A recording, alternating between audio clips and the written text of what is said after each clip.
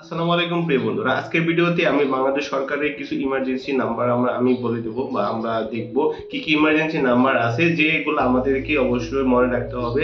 যে কোনো ধরনের বিপদ আপদে আমরা যাতে সরাসরি জরুরি সেবাটা নিতে পারি এবং আমাদের বিভিন্ন দুর্ঘটনা থেকে আমাদের নিজেদেরকে রক্ষা করতে পারি। এই জন্য বাংলাদেশ সরকারের কিছু ইমার্জেন্সি নাম্বার আছে যেগুলাতে সবসময় আপনি কল দিয়ে যে কোনো ধরনের সেবা যে পারপাসে আপনি নিতে পারবেন। তো চলুন জেনে নিই আজকের ভিডিওতে বাংলাদেশ সরকারের যতগুলো ইমার্জেন্সি নাম্বার আছে তার একটা লিস্ট আমরা দেখে নিই। তো বন্ধুরা, আমি সবগুলো নাম্বারকে আমি একটা ড্রাইভে করে রেখে দিয়েছি।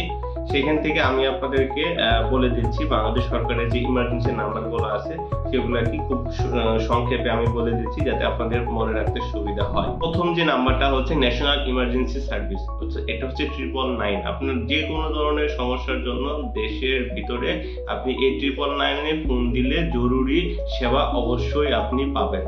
তারপর হচ্ছে ফায়ার সার্ভিস, এটা কিন্তু অনেক গুরুত্বপূর্ণ একটা জিনিস। এখন কিন্তু অনেক জায়গায় বিভিন্ন ধরনের ক্ষতিগ্রস্ত হচ্ছে, আমাদের অনেক মানুষের প্রাণহানি হচ্ছে। সো 16163 অর্থাৎ 16 এটা হচ্ছে ফায়ার সার্ভিসের ইমার্জেন্সি নাম্বার, আপনি যে কোনো সময় কল দিতে পারবেন। তারপরে হচ্ছে জাতীয় পরিচয়পত্র তথ্য কল সেন্টার, এটা হচ্ছে 105 এই 105-এ কল দিয়ে কিন্তু আপনার ন্যাশনাল আইডেন্টিটি বিষয়ে যে কোনো তথ্য আপনারা কিন্তু জানতে পারবেন। 4 নম্বরে যেটা আছে জাতীয় মানবাধিকার কমিশন 16108 16-10-8 এটা হচ্ছে জাতীয় মানবাধিকার কমিশনের নাম্বার। এটাতে আপনার ফোন দিয়ে জাতীয় মানবাধিকারে আপনার বিভিন্ন তথ্য বা অভিযোগ আপনারা দায়ের করতে পারবেন।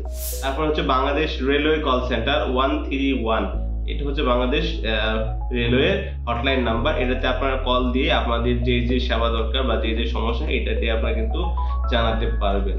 তারপর হচ্ছে বিটিআরসি এর হটলাইন নাম্বার হচ্ছে 100, অর্থাৎ এই নাম্বারে কল দিয়ে আপনি বিটিআরসির যত ধরনের তথ্য আছে বা যে ইমার্জেন্সি যে ধরনের তথ্য আপনার দরকার এখান থেকে কিন্তু আপনারা জেনে নিতে পারবেন। তারপরে হচ্ছে বাংলাদেশ রেড ক্রিসেন্ট সোসাইটির হটলাইন নাম্বার হচ্ছে 01885452524, এটা সকাল 9টা থেকে বিকাল 5টা পর্যন্ত থাকে।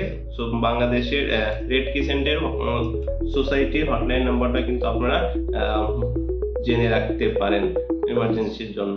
তারপরে হচ্ছে স্বাস্থ্য বাতায়ন, সেটা হটলাইন হচ্ছে 16263, এটাতে কল দিয়ে আপনার স্বাস্থ্য বিষয়ক আপনারা পরামর্শ নিতে পারবেন। তারপরে হচ্ছে 333 বা 333, এটা হচ্ছে সরকারি সেবার একটা কল সেন্টার। সরকারি যে কোনো ধরনের সেবার জন্য এই যে 333-তে কল দিলে সরকারি সেবাগুলো আপনি পেয়ে যাবেন। তারপরে হচ্ছে কৃষি কল সেন্টার 16123, এইটাতে কল দিয়ে আপনি কৃষি সংক্রান্ত যাবতীয় তথ্য আপনি কিন্তু এখান থেকে নিতে পারবেন। তারপর হচ্ছে 16135 প্রবাসীদের জন্য কল সেন্টার, প্রবাসী কল্যাণ ও বৈদেশিক কর্মসংস্থান মন্ত্রণালয়। এটাতে আপনি কল দিয়ে আপনার যারা থাকেন, প্রবাসী থাকেন বা আমাদের দেশেরাও কিন্তু এ ধরনের এখানে ফোন দিয়ে আপনাদের যে তথ্যগুলো দরকার এই তথ্যগুলো কিন্তু আপনারা নিতে পারবেন। তারপরে হচ্ছে 16236, এটা হচ্ছে বাংলাদেশ ব্যাংকের হটলাইন। এই লাইনে ফোন দিয়ে কিন্তু আপনারা ব্যাংকিং যত ধরনের তথ্য আছে বা অভিযোগ আছে আপনারা কিন্তু এখান থেকে দায়ের করতে পারবেন। তারপর হচ্ছে জাতীয় মহিলা সংস্থার তথ্য আপনাকে জিজ্ঞাসা, ডায়াল হচ্ছে 10922, এটা হচ্ছে জাতীয় মহিলা সংস্থার তথ্য জিজ্ঞাসা আপা, এনেকে ফোন দিয়ে কিন্তু এই মহিলা বিষয়ক আপনারা অনেক কিছু জানাতে পারবেন। তারপর হচ্ছে call centre Titas gas transmission and distribution company, অর্থাৎ তিতাস গ্যাসের হটলাইন নাম্বার হচ্ছে 16496, এই নাম্বারে কল দিয়ে কিন্তু আপনারা তিতাস গ্যাসের আপনার অভিযোগ তথ্য আপনার যে কোনো কিছু আপনারা কিন্তু জানতে পারবেন। নারী ও শিশু নির্যাতন অথবা পাচারের ঘটনা প্রতিরোধে কল সেন্টার হচ্ছে 109, এটা কিন্তু অনেক গুরুত্বপূর্ণ একটা জিনিস। আপনারা কোথাও যদি নারী শিশু বা পাচারের এরকম ঘটনা ঘটে তাহলে কিন্তু আমরা 109-এ ফোন দিয়ে কিন্তু আপনার অভিযোগ বা আপনার তথ্য দিতে পারবেন। তারপরে হচ্ছে 16263, এই নাম্বারে কল দিলেই ঘরের সামনে যাবে অ্যাম্বুলেন্স, অর্থাৎ জরুরি অ্যাম্বুলেন্সের জন্য 16263 নাম্বারে কল দিলে কিন্তু আমি অ্যাম্বুলেন্স সেবাটা পেয়ে যাবেন। 3331, এটা হচ্ছে কৃষক বন্ধু ফোন সেবা, এইটাতে ফোন দিয়ে কিন্তু আপনারা কৃষি রিলেটেড সেবা নিতে পারবেন। তারপরে বিটিসিএল কল সেন্টার 16402, ডায়াল করে আপনারা কিন্তু বিটিসিএল সম্পর্কিত তথ্য অভিযোগ কিন্তু আপনারা দিতে পারবেন। তারপর হচ্ছে কৃষি কল সেন্টার 16123, 16123 এটা হচ্ছে হলো কৃষি কল সেন্টার। তারপরে সরকারি আইনগত জাতীয় সহায়তা জাতীয় হেল্পলাইন 16430, অর্থাৎ আপনি সরকারি আইনগতভাবে যদি কোনো ধরনের সাহায্য লাগে তাহলে কিন্তু এই হটলাইন নাম্বারে কিন্তু আপনারা ফোন দিতে পারবেন। তারপরে আমরা যেটা আগে দেখছি যে জাতীয় মানবাধিকার কমিশনের হেল্পলাইন 16108। তারপরে গেল এখন হলো দেখেন দুর্নীতি দমন কমিশন হেল্পলাইন নাম্বার, বাংলাদেশের দুদকের যে হটলাইন বা হেল্পলাইন যেটাই বলেন সেটা হচ্ছে 106। এই নাম্বারে কল দিয়ে কিন্তু আপনারা দুর্নীতির বিষয়ে তথ্য কিন্তু এই দুর্নীতি দমন কমিশনে আপনারা জানাতে পারবেন। তারপরে সুখী পরিবার কল সেন্টার হচ্ছে 16767, অর্থাৎ 16767, এটা হচ্ছে সুখী পরিবারের কল সেন্টার।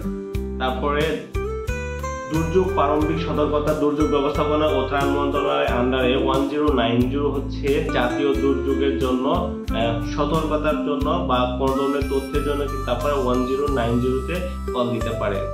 তারপরে এইখান থেকে আমরা মোটামুটি দেখেছি। সো এই ছিল হচ্ছে আমাদের জাতীয় যে হটলাইন নাম্বারগুলা, যেগুলা কিন্তু আমাদের একটু মনে রাখলে কিন্তু আমরা বিভিন্ন ধরনের বিপদ আপদ থেকে কিন্তু আমরা সহজে রক্ষা পেতে পারবো।